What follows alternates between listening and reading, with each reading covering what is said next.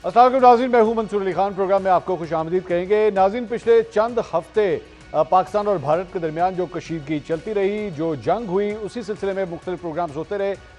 मौजूद गुफ्तगू जो है वो पाकिस्तान और भारत की एक कशीदगी ही रही। लेकिन उसके बाद जब सीज फायर हुआ और जो सियासी फ्रंट है इसको डिस्कस किया जाना शुरू हुआ, तो फिर इस दौरान एक खबर है कि शायद कहीं पे इमरान खान साहब से एक मुलाकात हुई है और किसी गैर सरकारी शख्सियत की, गैर सियासी शख्सियत की कोई मुलाकात हुई है और उसके अंदर हो सकता है कि कोई बड़ा ब्रेक थ्रू होने जा रहा हो। लेकिन इसी अरसे के दौरान चंद गिले शिकवे और भी सामने आए और उसमें मुस्लिम लीग नून के हवाले से उनके सदर मियां मोहम्मद नवाज शरीफ से भी चंद गिले शिकवे अवाम की जानिब से सामने आए कि जितना लाउडली और जितना एग्रेसिवली उनको इस सारे मामले में किरदार अदा करना चाहिए था, कम अज कम पब्लिक पोस्टरिंग के हवाले से अवाम के सामने आके तकारीर के जरिए, ट्वीट्स के जरिए या बयानात के जरिए वो सामने नहीं आया। कुछ लोगों ने मरियम नवाज के ऊपर भी तनकीद की कि उनको भी जितना एग्रेसिवली इस सारे अरसे के दौरान बोलना चाहिए था, शायद उन्होंने भी ये बात नहीं की। क्या इस सारी सूरत हाल के अंदर पाकिस्तान तहरीक इंसाफ अपने लिए कोई स्पेस निकाल सकती है या नहीं? आज प्रोग्राम में तफसील से इसके ऊपर बात करेंगे। इन तमाम सवालों के जवाब ढूंढने की कोशिश करते हैं और भी कई बड़े अहम सवालात हैं। सीनियर सियासतदान फैसल बॉर्डर साहब इस वक्त हमारे साथ मौजूद हैं। फैसल साहब, बहुत बहुत शुक्रिया आपने ज्वाइन किया। फैसल साहब, सबसे पहले ये जो एक खबर उड़ी है कि जनाब इमरान खान साहब से कोई गैर सियासी मुलाकात हुई इस पाक भारत कशीदगी के दौरान, इसके बारे में सबसे पहले जरा कॉमेंट कीजिएगा। आपके पास क्या खबर है? बहुत शुक्रिया मंसूर साहब। सबसे पहले तो मैं आपका तमाम मीडिया चैनल्स, एंकर्स और आपकी जो काविशें जंग के दौरान रहीं उनको सराहता भी हूँ, उनको अप्रिशिएट भी करता हूँ और आपको खराज तहसीन पेश करता हूँ कि बहुत ज़िम्मेदारी, बहुत रिस्पॉन्सिबिलिटी के साथ, कॉन्फिडेंस के साथ मुत्तहद रखा आपने तमाम मुल्क को और बहुत ज़बरदस्त आप लोगों की रिपोर्टिंग रही और एंकरशिप रही, जिस पर आपको खराज तहसीन पेश करता हूँ। जहाँ तक आपने सवाल किया बैकडोर कोई जेल में मुलाकात हुई है, तो इसमें मैं सिर्फ आपसे बहुत ब्लंटली और बोल्डली आपको जवाब दूंगा कि ये बकवास है, नॉनसेंस है, सेंसलेस बात है, ना इसका कोई सर है ना इसका कोई पैर है, तो इस पर आगे मजीद बात करने की मुझे ज़रूरत नहीं है। Nothing of that sort at all. I wish कि ऐसी कोई चीज़ होती, मेरी ख्वाहिश जरूर हो सकती है। अच्छा, आपकी ख्वाहिश है, दिस इज इंटरेस्टिंग, आपकी ख्वाहिश है कि ऐसी कोई बातचीत होनी चाहिए? देखिए, ये ख्वाहिश ज़रूर होनी चाहिए कि डेमोक्रेटिक फ्रंट के अंदर एटलीस्ट जहां हम स्टैब्लिश डेमोक्रेसी के साथ चल रहे हैं और वही रिजल्ट ला के दे रही है हमें और आर्मी चीफ हमें वो सब चीज़ें ला के दे रहा है, तो कम से कम मिनिमम हम डेमोक्रेटिक शर्म की वजह से ही शायद कोई डेमोक्रेटिक काम कर जाएं कि मुज़ाकरात के दरवाजे और डायलॉग एटलीस्ट डेमोक्रेटिक पार्टी ये ज़रूर करें। और मैं समझता हूँ कि शहबाज शरीफ साहब का गोल्डन अपॉर्चुनिटी है कि वो स्टेट्समैन, प्राइम मिनिस्टरशिप और लीडरशिप दिखाएं, जैसे कि हमारे आर्मी चीफ ने।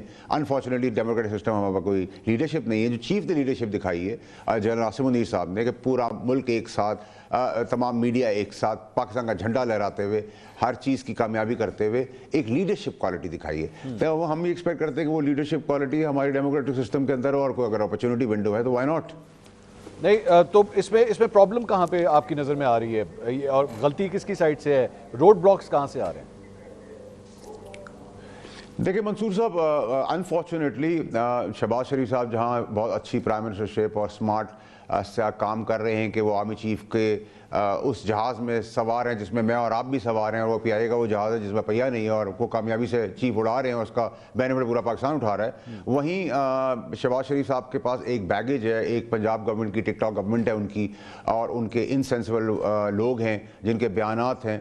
फिर पीटीआई के अंदर वो इनसेंसिबल लोग हैं जो चाहते हैं कि इमरान खान जेल के अंदर रहे। इन सब चीज़ों की बदौलत ये चीज़ें आगे बढ़ नहीं पा रही। हालांकि दौरान इंडिया पाकिस्तान वॉर के रिस्पॉन्सिबिलिटी दिखाई, जहाँ तमाम लीडरशिप ने, तमाम सियासतदानों ने समेत अपोजिशन के, वहाँ एक साइड हमने वो भी देखी, लेकिन मैं उसका सहरा पाकिस्तानी कौम के साथ साथ आर्मी चीफ को देता हूँ कि उन्होंने वो यकजहती को मुतासर कराया और आगे लेके चले और उसके बेनिफिट और अंजाम और तसल्ली बख्श रिज़ल्ट पाकिस्तान को ला के दिए। काश ये सेंसिबिलिटी हमारी उसके अंदर भी हो, बट क्योंकि इनकॉम्पिटेंट लोग हैं, एक्सपायर्ड हैं, जाहिल हैं, पढ़े लिखे नहीं हैं, कॉमन सेंस नहीं है, लॉजिक नहीं है, टिकटॉक से बाहर नहीं निकल रहे, तो वो मैं तो आपके तवज्जो से यही कहूँगा कि एक हम बिल पास कर ले पार्लियामेंट में जिसमें हम एक कोटा बना दें, जिसमें कनीज़ों, नौकरानियों और नौकरों का कोटा हो जिनको वज़ीर बना दिया जाए और उनको वजारत दे दी जाए, उसके बाद फिर तमाशा बना दिया जाए। क्योंकि देखिए ना मंसूर साहब, मेरे अगर मैं नालायक हूँ, मेरे वाले साहब मुझे इस काबिल होंगे तो रोटी खिला देंगे, पॉकेट मनी दे देंगे, लेकिन अगर मैं उनकी इस उम्र में उनके लिए बदनामी का, मजाक का बायस बन रहा हूँ, शर्मिंदगी का बायस बन रहा हूँ, तो फिर मेरे वाले साहब को सोचना पड़ेगा। तो एक तो मुजरमाना गफलत ये हुई है कि नून लीग की लीडरशिप यानी कि नवाज शरीफ साहब और टिकटॉक की गवर्नमेंट यानी कि पंजाब गवर्नमेंट से पहले तो इंडिया के लिए कोई बयान नहीं आया, जिसकी वजह से तमाम पाकिस्तानी बड़े हर्ट हुए हैं, समेत मेरे।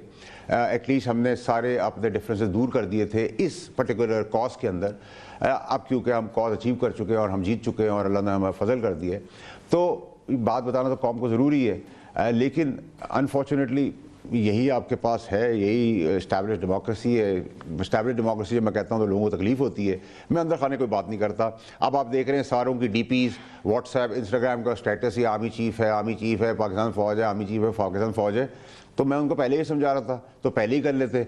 और दूसरी चीज़ है कि ना मैं वो डेमोक्रेटिक आदमियों के अंदर खाने जाके अपने केसेस माफ़ करा दूँ, पैर पड़ जाऊँ, सारी चीज़ें मिन्नतें सलामत कर लूँ और उसके बाद आके बाहर डेमोक्रेटिक बन जाऊँ। तो मैं बड़ा क्लैरिटी के साथ हूँ मंसूर साहब के इस मुल्क के अंदर फॉर्चुनेटली एस्टैब्लिश डेमोक्रेटिक सिस्टम चल रहा है जिसके नताइज आ रहे हैं। और जब एस्टैब्लिश डेमोक्रेटिक सिस्टम की बात करता हूँ तो मैं कहता हूँ फ़ौज और हुकूमत जब साथ कॉम्बिनेशन में चलती है तो नलायकी को भी फ़ौज उठा देती है और कामयाबी तरफ ले जाती है। तो वो नलायक पहले भी थे, उससे पहले भी थे, उससे पहले भी थे, हम जब थे तब भी थे, आगे भी हैं और आगे भी होता रहेगा। लेकिन ये कोटा बहुत ज़रूरी है नौकरानी और कनीज़ों का और नौकरों का। वाडा साहब, ये आपने अपनी इस पूरे जवाब में 3-4 दफ़ा ये कनीज़ों का, नौकरानियों का, टिकटॉक का 2-3 दफ़ा आपने जिक्र किया। मैं अगर कसौटी खेलूँ, आप मरियम नवाज़ की तरफ इशारा कर रहे हैं सारी बात में बार बार। सर, टिकटॉक गवर्नमेंट तो पंजाब की गवर्नमेंट है। मैं तो बड़ा स्पेसिफिक होकर आपसे बात कर रहा हूँ। मैं तो अंदर खाने बात करता ही नहीं। आप कसौटी खेलने की जरूरत ही नहीं। मुझसे आप सीधा सीधा पूछे सर, मैं सीधा सीधा फ्रंट फुट पे मैं खेलता हूँ सर। आप लेकिन ये इस मौके के ऊपर मैं समझा शायद आप पाकिस्तान तहरीक इंसाफ को ज़्यादा तनकीद का निशाना बनाएंगे। आपकी रिजर्वेशन मुझे मरियम नवाज से लग रही है। देखिए, मेरी रिजर्वेशन है कि नून लीग की लीडरशिप है नवाज शरीफ साहब। इंडिया के ऊपर वो बिल्कुल मुजरमाना खामोशी थी उनकी तरफ से। टिकटॉक गवर्नमेंट यानी कि पंजाब गवर्नमेंट की तरफ से बिल्कुल खामोशी थी। और फिर जो मैंने आपको कोटे की बात की है, कनीज़ों की, नौकरों की, उसके तहत तो फिर जेड भी उन्होंने बना दिए हैं और इंडिया के ऑपरेशन थिएटर को भी उन्होंने ही रन कर दिया है। तो इस एम्बेरसमेंट का और मजाक का तो मैं कोई जवाब दे नहीं सकता। जबकि हमारी एक वाहिद एयरफोर्स है पाकिस्तान की जिसने जहाज़ खुद बनाया, उसका नट बोल्ट भी किसी से हमने नहीं लिया हुआ। और हम जुगाड़ू है बहुत ज़्यादा। तो हमने कोई टेक्नोलॉजी के तहत भी जो हमारे पास सब कुछ है वो अपना ही है सारा कुछ। जो हमारे साथ खड़ा रहा उसके स्टॉक को हमने बढ़ा भी दिया और जो हमसे लड़ा उसके स्टॉक को तो गिराया हमने, उसको वैसे भी गिरा दिया और नुकसान भी कर दिया। तो हम तो हर फ्रंट पे एस पाकिस्तानी अल्हम्दुलिल्लाह आगे हैं। और कमज़ोर दुश्मन के साथ तो वैसे लड़ने का मज़ा नहीं आता। तो वो तो आपने देख लिया है। तो पहले आर्मी चीफ थे, फिर आ गए एफओ चीफ, फिर आ गए नेवल चीफ। मैं उम्मीद करता हूँ, ख्वाहिश करता हूँ कि 100 साल के अंदर, अगले 15-20 साल, 25 साल के अंदर मैं किसी प्राइम मिनिस्टर इलेक्टेड को भी कहूँ चीफ ने ये बात कही है, चीफ ने की है और प्राइम मिनिस्टर मुखातिब हो रहा हूँ। लेकिन अनफॉर्चुनेटली मेरे पास इस बार एक चीफ भी आया है, वो काबिल भी है और तगड़ा भी है। तो मैं तो उसका क्रेडिट किसी को जाने नहीं दूंगा। पहले भी देता था, आज भी दे रहा हूँ और आगे अल्लाह ने इज्जत रखी है बातों की, आगे भी देंगे। और अब तो पूरा पाकिस्तान दे रहा है और आप खुद भी देख रहे हैं। तो विच इज़ वेरी गुड। मैं तो समझता हूँ कि अच्छे साइन है पाकिस्तान के लिए। वाडा साहब, ये आप इस वक्त इस्लामाबाद में तशरीफ़ रखते हैं, मैं इस वक्त लाहौर में तशरीफ़ रखता हूँ। जो ख्यालात अभी जिसका आपने इजहार किया है, ये ख्यालात सिर्फ इस्लामाबाद वालों के हैं कि आपके पड़ोसी शहर पिंडी वालों की भी यही ख्यालात हैं?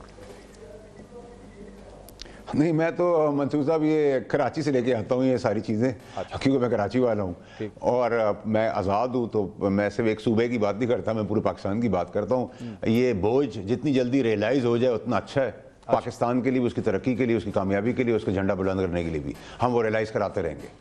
या आप बोझ मौजूदा हुकूमत को कह रहे हैं कि ये रियलाइज़ होना चाहिए कि ये बोझ है?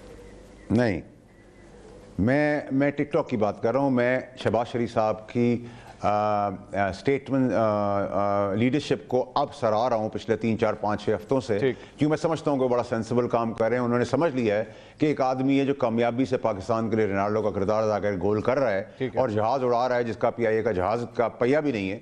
तो बेनिफिट अगर पाकिस्तान को रहा तो वाई नॉट। तो और ये जमहूरियत का सहरा भी आर्मी चीफ को ही जाता है कि जिस तरीके से भी जैसी भी है, ये जमहूरियत का सहरा भी उन्हीं की तरफ है, वरना हमने कोई कसर नहीं छोड़ी कब्रिस्तान बनाने में और आर्मी चीफ ने गुलिस्तान बनाने में। तो मैं आपकी बात से समझूं कि बेसिकली आप पंजाब गवर्नमेंट या टिकटॉक गवर्नमेंट जिसे आप कह रहे हैं, आप उसे कह रहे हैं कि ये एक बोझ है। लेकिन वाडा साहब, इस सारी चीज़ में अगर आप एक प्रॉब्लम की तरफ आइडेंटिफाई कर रहे हैं, सोल्यूशन भी तो बताइए ना। इस वक्त क्या आपके ख्याल में उनकी जगह पे अगर किसी और को जो है वो इक़्तिदार के लिए तगोदो करनी पड़े तो फिर वो कौन होगी? पाकिस्तान तहरीक इंसाफ?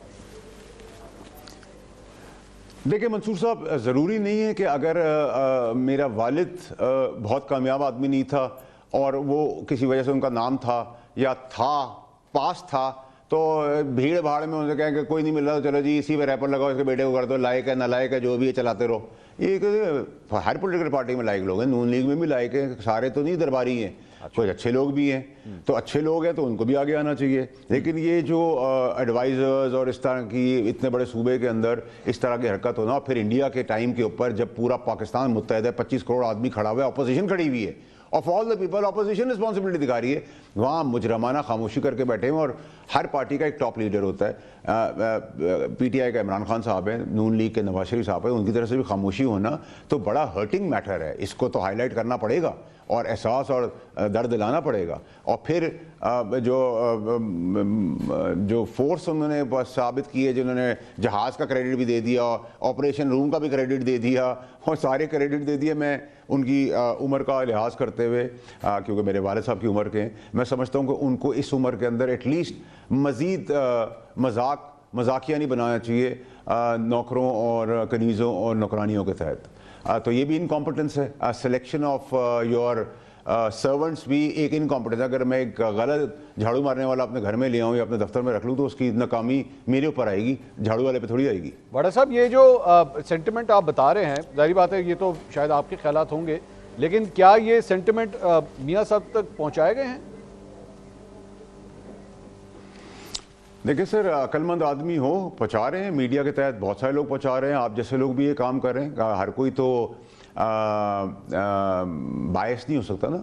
जहाँ पाकिस्तान की बात है वहाँ आपने देखा कि तमाम मीडिया अपने खिलाफात, एंकर्स, रिपोर्टर्स, कैमरामैन जो आप लोगों ने किरदार किया, मालिकान ने, तमाम चैनल्स हैं, वो मतलब आपने अनसीन अनहर्ड है जो रिस्पॉन्सिबिलिटी और जो कामयाबी साहब ले गए और फैक्चुअल गए हैं और पूरे मुल्क को साथ यूनाइटेड रखा है। देखिए मंसूर साहब, इसमें कोई माइंड करने वाली बात नहीं। अब ये आपने जो डिप्लोमेटिक फ्रंट के ऊपर टीम बनाई है, बिलावल साहब को उसका हेड बनाया है, तो क्यों बनाया है? क्योंकि आपके पास एक आदमी है जो पढ़ा लिखा है, दो आदमी हैं आपका एज लीडर्स, एक इमरान खान साहब थे, वो अब है नहीं यहाँ, जेल में है वो, और एक बिलावल साहब है जो अंग्रेजी में बात कर सकते हैं। अब उसके साथ आपने खुर्रम दस्तगीर किया, नून लीग का आदमी है, ठीक आदमी, अच्छा आदमी, हमने कहा ठीक है जी। उसके साथ आपने जिलानी साहब को कर दिया, वो भी ठीक आदमी है। आपने एक पुरानी हमारी सेक्रेटरी है, सब उन्होंने किसी जगह पर प्रेसिडेंट का, वो भी ठीक गलत है। तो अब अगर ये फुकदान है तो ये फुकदान है ना, मेरा थोड़ी कसूर है मंसूर साहब का। अगर किसी को उर्दू लिखनी नहीं आती और अंग्रेजी पढ़नी नहीं आती और मैं सिर्फ टिकटॉक पे लगा रहा हूँ और उसी के ऊपर चलता रहा हूँ, तो फिर ठीक है, फिर ज़्यादा बेहतर है कि इंडिया की हम बॉलीवुड से उसका मुकाबला कराएं, उससे उसकी जंग करवाएं, वो जीत जाएंगे। तो बट मैं फैक्ट से तो नहीं पीछे हट सकता ना। जो दुनिया को नजर आए, मैं अंधा बहरा और गूंगा तो नहीं हूं ना सर। अच्छा, ना मैंने अपनी फाइलें माफ कराई हैं, ना मैं किसी के पैर पड़ा हूं, ना मैं किसी को गाली दे के आज उनको अपना दोस्त कह रहा हूं। मैं तो बड़ा क्लियर हूं अपनी जिंदगी के अंदर। मैं तो जो हूं वो हूं, मैं तो जिस चीज को मानता हूं उसको मानता हूं।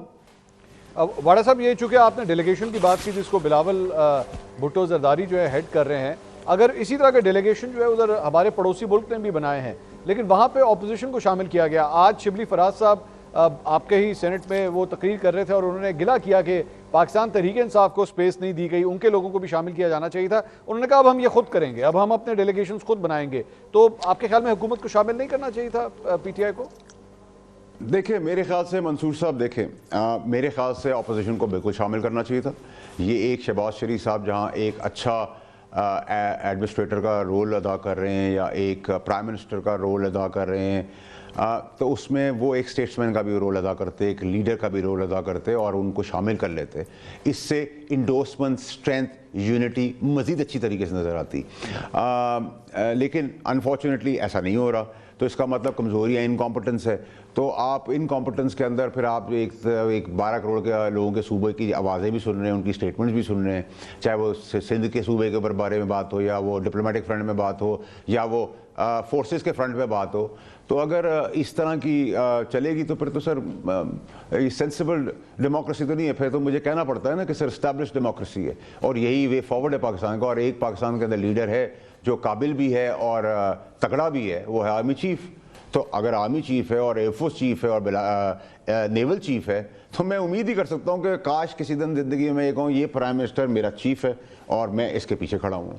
तो हम तो अभी तक 75 सालों में तो नहीं पैदा कर सके, हमने ऐसे सियासतदान कब्रिस्तान बनाए हैं और इस आर्मी चीफ ने उसी को गुलिस्तान बना दिया है। तो सर जिसका जो क्रेडिट है उसको तो मिलेगा। अब मैं क्या कर सकता हूँ, अगर कोई काबिल है, तगड़ा है, तो मैं क्या करूँ सर? बुरा भला उसको कैसे कहूँ? मुझे कोई प्रोविजन बता दे, मैं उसको बुरा भला कहता हूँ और अपने आप को डेमोक्रेटिक साबित कर देता हूँ। वाड़ा साहब, एक और कमिंग टू द एंड, एक और क्वेश्चन है। रिसेंटली ये खबर आई है कि चंद यूट्यूबर्स जो पाकिस्तान से बाहर बैठे हुए हैं, उनके अकाउंट्स जो है बाकायदा तौर पे पीटीए के जरिए जो है बंद कराने का एक अमल शुरू किया जाने लगा है। इसमें से जाहिर बात है माजी में कुछ आपके भी दोस्त रहे हैं, वो अब पाकिस्तान में नहीं होते। आप सपोर्ट करते हैं ऐसे किसी इकदाम को, या आप इसकी मुखालफत करेंगे? मंसूर साहब देखिए, मैं बहुत अच्छा सवाल आपने किया है। मैं आपके तवज्जो से बताना चाहता हूँ कि जो गुमराह हैं, मैं उनके लिए पहले भी खड़ा हुआ हूँ, बीच में भी खड़ा हुआ हूँ, आज भी खड़ा हूँ। जो गुमराह हैं, जो एक बायस्ड इंसान है, एक तरफ हो जाता है, वो अपनी सिम सीधी कर ले। अगर जिनकी सिम सीधी नहीं हुई और उनसे मुल्क को नुकसान हुआ और वो बहुत पाकिस्तानियत बता रहे हैं और बता भी रहे हैं कि हम निकल गए और हमने बहुत बड़े बड़े तुरम खान पहाड़ों से निकल गए, तो वो निकले नहीं है, वो एक अंडरस्टैंडिंग के तहत गए हैं। उस अंडरस्टैंडिंग के तहत उन्होंने जाते साथ जो फ़ौज के फेवर में लड़ाइयाँ की हैं, उसको एक हिस्से को देखना ज़रूरी है और फिर बाकी चीज़ देखनी ज़रूरी है। तो मैं समझता हूँ जो गुमराह हैं वो सीधे रास्ते में आ जाएं। मेरे आप जैसे लोग आज भी मौजूद हैं, हम पीठ दिखाने वाले दोस्त नहीं। जो मेरे दोस्त पहले थे वो आज भी हैं और आगे भी रहेंगे, और मैं उनके लिए पहले भी खड़ा हुआ, बीच में भी खड़ा हुआ, आज भी खड़ा हूँ और आगे भी खड़ा रहूँगा। तो मैं समझता हूँ कि it's a brilliant opportunity to come back and be in the mainstream and serve Pakistan and Pakistanis rather than any other ex-leader. ABC, that can be anyone. बहुत बहुत शुक्रिया सीनियर सियासतदान। प्रॉब्लम ये कि जब आपको फॉलोअर्स आ जाते हैं तो आपको पैसे का मसला बन जाता है, नथिंग एल्स। किसी को पाकिस्तान से तो मोहब्बत नहीं है, वो सिर्फ अपने फॉलोअर्स की बात कर रहे हैं और अपने पैसे की देख रहे हैं। सो आई थिंक कि उनको अपनी सिंपैथी करने की ज़रूरत है। फैसल वाडा साहब, बहुत बहुत शुक्रिया गुफ्तगू करने के लिए। सीनियर सियासतदान फैसल वाडा साहब नाज़रीन हमारे साथ मौजूद थे। पाकिस्तान तहरीक इंसाफ के लिए क्या कोई स्पेस निकल सकती है? क्या कोई मुलाकात हुई है? क्या पाकिस्तान तहरीक इंसाफ कोई बड़ा ब्रेक थ्रू करने जा रही है मौजूदा एस्टैब्लिशमेंट के साथ? इस पर मजीद बात करेंगे पाकिस्तान तहरीक इंसाफ के सीनियर रहनुमा अली मोहम्मद खान साहब। पिछले 2 हफ्ते से पाक भारत कशीदगी के हवाले से तो हमने काफ़ी बात की। अब ज़रा हुकूमत और पाकिस्तान तहरीक इंसाफ के दरमियान जो कशीदगी है, क्या उसमें भी कोई सीज़ फायर हो रहा है या नहीं हो रहा, इसी पे मजीद बात करेंगे। इस वक्त पाकिस्तान तहरीक इंसाफ के सीनियर रहनुमा अली मोहम्मद खान साहब इस वक्त हमारे साथ मौजूद हैं। कुछ सवालात उनके सामने रखते हैं। अली साहब, बहुत बहुत शुक्रिया, आपने हमें ज्वाइन किया। सबसे पहले ये बताइए, क्या हुकूमत के दरमियान और आपकी पार्टी के दरमियान कोई सीज़ फायर हो गया है, कोई समझौता हो रहा है, कोई चीज़ें बेहतर हो रही हैं? बहुत शुक्रिया मंसूर साहब। सबसे पहले तो आपको पाकिस्तान की जीत बहुत बहुत मुबारक हो। बिस्मिल्लाहिर्रहमानिर्रहीम, अल्लाहुम्मा सल्लि व सल्लिम मुबारक अला सय्यिदिना मुहम्मद व अला आलि मुहम्मद। ये जो पाक भारत जंग के दौरान कौमी असम्बली के फ्लोर पे वज़ीर आज़म शहबाज शरीफ साहब ने एक दावत दी थी डायलॉग की, जिसको हमारे चेयरमैन गौर साहब रिजेक्ट तो नहीं किया था, लेकिन उसको मशरूत किया था खान साहब की इजाजत से। अब अगर खान साहब इजाजत देंगे तो उसके बाद बात आगे बढ़ेगी। अच्छा, यानी अभी यानी स्टेटस कोई हुआ ना, उसमें कोई ज्यादा तब्दीली नहीं हुई है? पिछले हफ्ते गौहर साहब की मुलाकात हुई थी खान साहब से। क्या खान साहब ने इजाजत दी है या नहीं, इसके बारे में मैं कुछ नहीं कह सकता, क्योंकि उन्होंने इसके बारे में ब्रीफ नहीं किया। आज एक जॉइंट मीटिंग है कोर कमेटी पॉलिटिकल कमेटी की, देखते हैं उसमें क्या डिसीजंस ली जाती हैं। अच्छा, ये बताइए कि एक और उड़ती हुई ये खबर आ रही है कि आपकी जमात कोई फैसला कर रही है तहरीक एतमाद लाने का स्पीकर के खिलाफ या वजीर आजम के खिलाफ? अभी पार्लियामेंट्री पार्टी पॉलिटिकल कमेटी में तो इस पर डिस्कशन नहीं हुई। वैसे ही कोई मीडिया में खबरें चल रही हैं, लेकिन अभी हमारे पास अददी अक्सरियत है वो तो नहीं है। तो वो टोकन तो हो सकता है, लेकिन सीरियस एफर्ट तो तभी होगी जब आपके पास नंबर्स हो।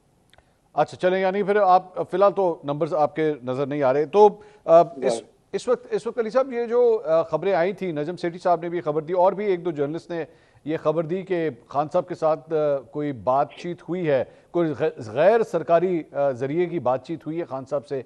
इस सिलसिले में आप उसकी तरदीद या तस्दीक कर सकते हैं?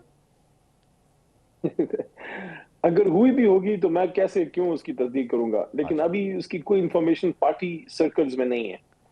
चमगोइयां मीडिया पे बहुत हैं, लेकिन मैं तो जाहिर है वो बात करूंगा जो कॉन्क्रीट बात हो। कल वकला की मुलाकात है खान साहब से, मैं भी जाऊंगा। गौर साहब से आज बात हुई है, तो देखते हैं खान साहब उस बारे में क्या बात करते हैं।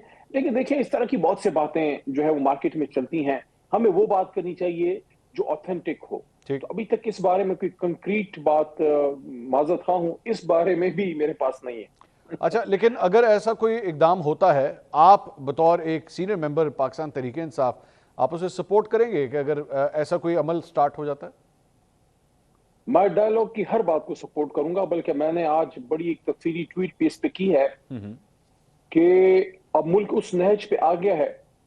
अब ये बच्चों वाली चीजें जो हुकूमत बैठी हुई है 17 सीटों पे, इसका भी कोई तदारुक होना चाहिए। खान साहब के साथ भी बहुत हो गई है, उनका भी निकलना चाहिए।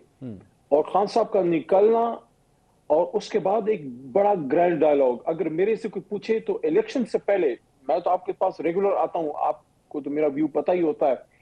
इलेक्शन से भी बहुत पहले मैंने ये बात की थी, उस आरिफ अलवी साहब सदर थे, कि आप बुलाइए तमाम स्टेक होल्डर्स को, दावत दीजिए और कोशिश कीजिए कि खान साहब को भी बुला लीजिए और बैठिए और इस इलेक्शन को एक विंडो ऑफ अपॉर्चुनिटी बनाइए। ये जो 2024 का हो गया वो नहीं हुआ। अभी भी अगर ग्रैंड डायलॉग होता है, देखें एहतजाज हमारा एक ऑप्शन है, लेकिन एहतजाज के एंड में भी डायलॉग होता है। अगर डायलॉग होता है सीरियस और खान साहब की रिहाई होती है, लेकिन क्या हुकूमत और एस्टैब्लिशमेंट उसके बारे में संजीदा है, इसके बारे में तो वही बात कर सकते हैं। मेरे ख्याल में 100 बातों की एक बात है कि आखिर में जाके आपने बात ही करनी है, और खान साहब ने कभी भी इनकार नहीं किया, लेकिन अभी तक हुकूमत की तरफ से कुछ सीरियस एफर्ट देखने में नजर नहीं आई। ये जब आप बात करने की बात कर रहे हैं तो इसके अंदर सरकारी और गैर सरकारी, बल्कि सियासी और गैर सियासी मेरे ख्याल में कहना चाहिए, तो हर किस्म के डायलॉग की आप बात कर रहे हैं, आपके ख्याल में ऐसा होना चाहिए? देखिए, मैं तो क्लियर बात करने का आदी हूं। मैं तो समझता हूं कि अस्करी क़यादत, एस्टैब्लिशमेंट और जो पॉलिटिकल लीडरशिप है, इंक्लूडिंग मजहबी लीडरशिप, इनको बैठना चाहिए। पाकिस्तान के बारे में कोई आप फैसले करेंगे, कब तक इस तरह मारामारी चलती रहेगी, लड़ाई चलती रहेगी? और आज नहीं, मंसूर साहब, आपकी और मेरी जनरेशन तो बड़ी हुई है इस म्यूजिकल चेयर्स में। मोहतरमा बेनजीर भुट्टो शहीद और मियां नवाज शरीफ साहब की दौर की जो कहानी है वो आज तक चल रही है। कभी तो इस मुल्क में स्टेबिलिटी आए। देखें, इमरान खान साहब को इनको पसंद करे या ना करे, लेकिन बहुत बड़ी अक्सरियत के वो एक मकबूल लीडर हैं, उनको भी बाहर आना चाहिए। जी अली साहब, ये इस सारी चीज के अंदर जाहिर बात है, जरूरी है कि एतमाद जो है वो आपके दरमियान और गैर सियासी क़यादत के दरमियान कोई एतमाद साजी हो। लेकिन जो रवैया रहा इस जंग के दौरान, खास तौर पे ऐसे यूट्यूबर्स की जानिब से जो कि आपके हिमायत याफ्ता, आपसे मुराद आपकी जमात के हिमायत याफ्ता समझे जाते हैं, उसके ऊपर तो सुनने में आ रहा है कि बड़ा सख्त एक्शन होने लगा है। तो इसकी वजह से कोई एतमाद साजी का स्टेप लगता नहीं है कि कोई आगे बढ़ा है? मैं यहाँ मंसूर साहब आपसे थोड़ा सा डिसएग्री करने की जसारत करूंगा, और वही इसलिए कि मेरे ख्याल में ये जो जंग के कुछ दिन थे, अल्लाह कभी जंग ना लाए, लेकिन जब आए तो फिर इंशाल्लाह जवा मर्दी से, जिस तरह अभी हम सब खड़े हुए हैं, मेरे ख्याल में इसमें जितना एतमाद बहाल हुआ है, अच्छा, कि जब ये जंग का फजा बनी, कौमी असेंबली के फ्लोर पे मेरी स्पीच ऑन रिकॉर्ड है। हालांकि हुकूमत ने उसको ब्लैक आउट किया, लेकिन वो यूनानिमिटी, वो कौमी मफाहमत की थी। और फिर जिस तरह हमारा सोशल मीडिया का वॉरियर लड़ा है, जिस तरह तहरीक इंसाफ का वॉरियर लड़ा है, जिस तरह हमारा वर्कर अपनी सारी खदशात, परेशानियां, सारे गिले शिकवे एक तरफ रख के और पाकिस्तान की बका के लिए उसने 100% अपनी अफवाज को सपोर्ट किया। मैं समझता हूँ बहुत बड़ी एतमाद साजी हुई है, और उस तरफ भी ये एहसास पैदा जरूर हुआ होगा कि जिनको सपोर्ट किया गया, जो हुकूमत में है, वो ज़बान खामोश, मियाँ साहब खामोश, मरियम बीबी खामोश, मियाँ शहबाज शरीफ साहब ने बड़ी मुश्किल से कि मोदी का मेरा ख्याल नाम तक नहीं लिया, लेकिन इमरान खान साहब ने जेल की काल कोठरी से उसको उसी तरह उंगली हिला के बात की है जिस तरह बतौर वजीर आजम करता था। मैं समझता हूँ इसमें बड़ा एहसास उधर हुआ होगा कि भाई जब मुश्किल वक्त मुल्क पे आया है और अफवाज पे आया है, फिर वही तहरीक इंसाफ खड़ी हुई है, वही हमारा कारकुन, वही हमारा। लेकिन अली साहब इसी सारी चीज में आपकी पार्टी से मुझे नहीं पता मैं इसे कहूं कि ताल्लुक रखती है कि नहीं, लेकिन अलीमा खान साहबा ने जो रोल अदा किया है वो तो बड़ा कंट्रोवर्शियल था। वो तो डाउट करती रही, वो उन्होंने कहा कि जनाब ये जो जंग हो रही है ये तो आपस में मिल मिला के ये लोग खेल रहे हैं, मतलब इस तरह की बातें तक उनकी ऑन द रिकॉर्ड मौजूद हैं। तो इससे तो ये लग रहा था कि आपको तो ये जंग मजाक लग रही थी। देखें, आखिर में आपने देखा होगा जंग जीतने के बाद जिस तरह उन्होंने हमारे एयरफोर्स के पायलट्स को और जवानों को खराज तहसीन उन्होंने भी पेश किया है। मैं ये समझता हूं कि देखें, मैंने हमेशा खान साहब से एक बात सीखी है, मंसूर साहब, खान साहब हमें हमेशा ये बात कहते थे कि लीडर हमेशा बड़ा स्टैंड लेके बनता है। मैंने बड़ी चीजें सही हैं, और मैं ये समझता हूं कि ऐन जंग के दौरान मैं गया इर्तजा शहीद के घर, बहुत से दोस्तों ने कहा कि ना जाएं, आप पे फिर बहुत तनकीद होगी सारा। मैं कहा नहीं, वो छोटा बच्चा माँ की गोद में शहीद हुआ है कश्मीर में, हमने जाना है, वो हमारे लिए शहीद हुआ। मैं गया, उनके वालिद कर्नल साहब से मुलाकात हुई, पिंडी में इनका नजदीकी घर है। वो बच्चा मुझे बताया गया कि माँ की गोद में था, 6-7 ईयर्स ओल्ड, दूसरा भाई उसके साथ था और बेड पे थे, और बाहर से माटर गोले का वो एक हिस्सा उनको लगा है और गर्दन पे बेचारा बच्चा शहीद हो गया। तो ये जो हमने स्टेप्स लिए, ये जो शहादतें आई, और फिर पूरी तहरीक इंसाफ, पूरी कौम खड़ी हुई, तहरीक इंसाफ की क्यों बात करें। मैं ये समझता हूं कि इस जंग ने हमें इकट्ठा किया है। जरूरत इस अमर की है कि ये जो कौमी मुफाहमत की एक फिजा बहरहाल बन गई है, इसको जाया ना करें।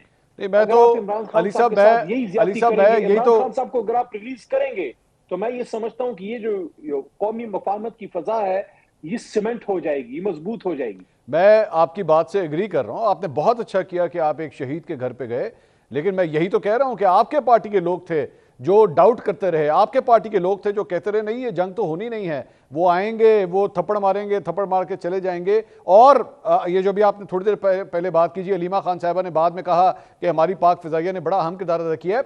बिल्कुल, जब सारा कुछ हो गया, पाकिस्तान ये जंग जीत गया, आपने उनके जहाज गिरा दिए, तो जाहिर बात है फिर एंड पे तो आपके पास रह क्या जाता था। आपने उसके बाद जो है वो अपने ये 2 ग्लास जो है वो खुशामद के डालने तो थे कि जनाब हमारा भी ले लीजिए, हमारी तरफ से भी बहुत बहुत मुबारक हो। बाकी पीछे जब जंग हो रही थी उस दौरान आप डाउट करते रहे, अपनी अफवाज पे डाउट करते रहे, फिजाइया पे डाउट करते रहे। बाद में जब सब कुछ कंप्लीट हो गया तो आप लोग भी बीच में आ गए, अच्छा जी हमारी तरफ से भी बहुत बहुत मुबारकबाद।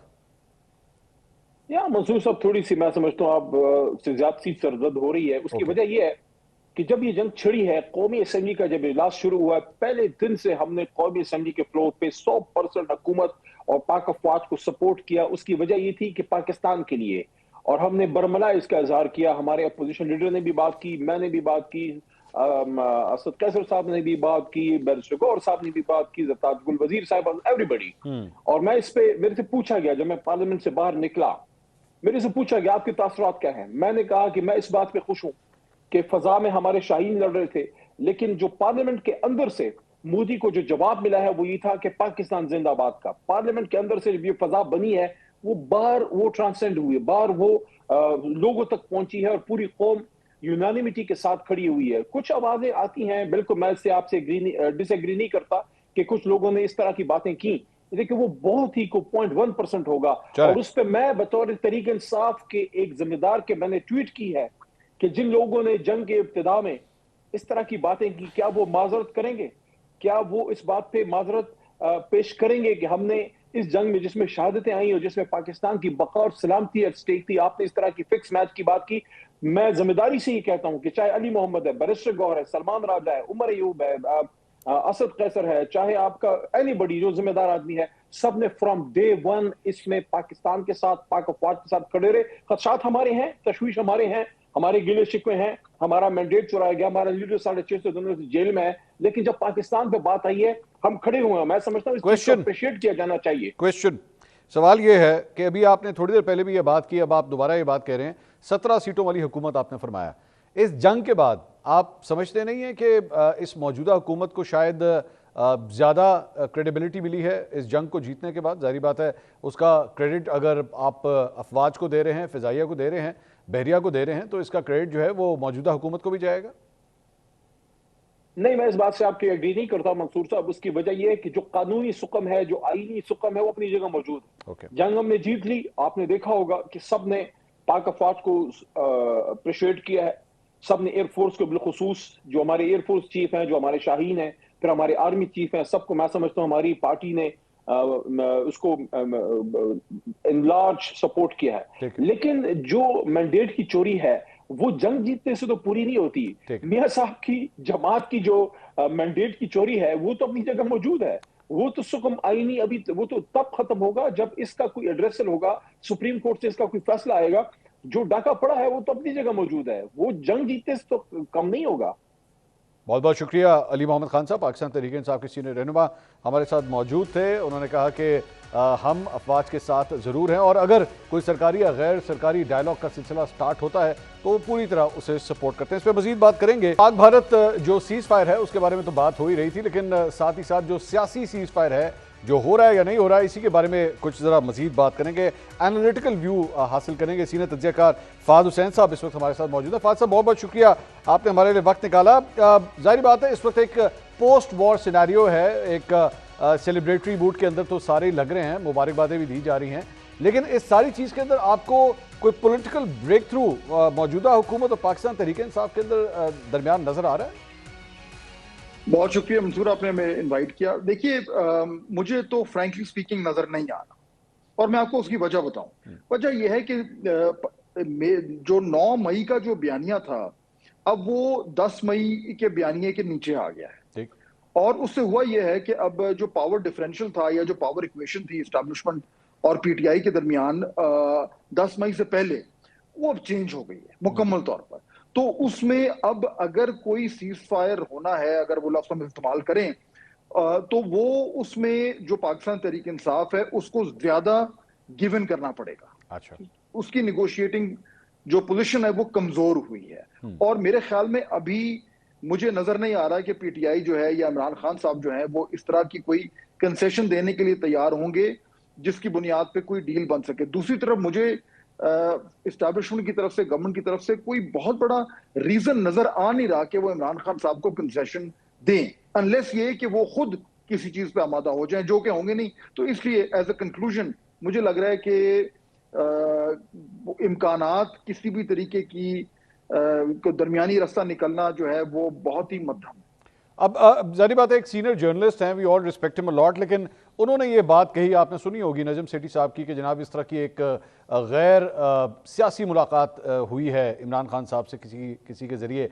क्या इसको ये कहा जा सकता है कि ठीक है हुई होगी मुलाकात, लेकिन उसके जरिए कोई बहुत बड़ा ब्रेक थ्रू अगर एक्सपेक्ट किया जाए तो that would be a bit going over the board?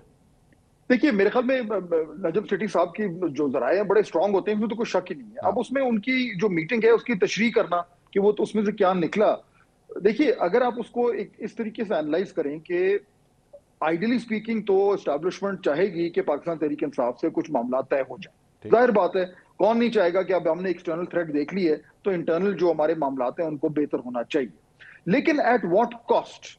अब मेरे लिए सबसे इंपॉर्टेंट चीज वो है, अगर पाकिस्तान तहरीक इंसाफ जो है वो या इमरान खान साहब कुछ इस तरह की बातों पर या आमादा हो जाएं जिससे एस्टैब्लिशमेंट को लगता है कि जो इस वक्त जो मौजूदा निजाम है उसको कोई खतरा नहीं है, तो मेरे ख्याल में उनके लिए ये उससे बेहतर क्या चीज होगी?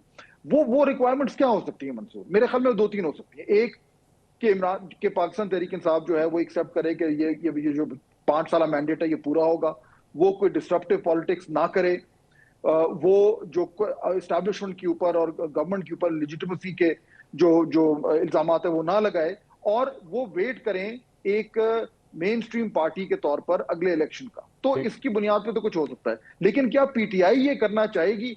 मेरे ख्याल में पीटीआई के लिए भी ये बड़ा मुश्किल फैसला होगा। तो इस सारी सिनेरियो के अंदर अगर हम हुकूमत की पोजीशन की बात करें, क्योंकि अभी तो थोड़ी देर पहले अली मोहम्मद खान साहब मेरे साथ मौजूद थे और तो वो ये कह रहे थे कि लेजिटिमेसी जो है मौजूदा गवर्नमेंट की, ये 17 सीटों वाली गवर्नमेंट, वो एक पाकिस्तान तहरीक इंसाफ का एक फ्रेज़ है जो वो बार बार इस हुकूमत के लिए इस्तेमाल करते हैं। वो कहते हैं इससे कोई फ़र्क नहीं पड़ता कि आप जंग जीत गए, आप इसमें से फातेह बन के बेशक बाहर आए, उनकी लेजिटिमेसी के ऊपर जो है सवाल उसी तरह ही बरकरार रहेगा। प्री वॉर और पोस्ट वॉर आप किस तरह देख रहे हैं शहबाज गवर्नमेंट की लेजिटिमेसी को?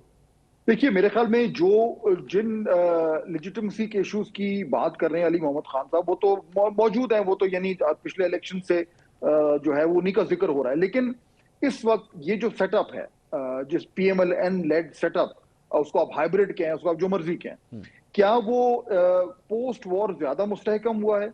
मेरा मानना यह है कि वो बिल्कुल मुस्तहकम हुआ है। अच्छा। हमारे ऊपर एक फील गुड इस टाइम एक मोमेंट आया हुआ है पाकिस्तान में, जो बहुत अरसे से नहीं था।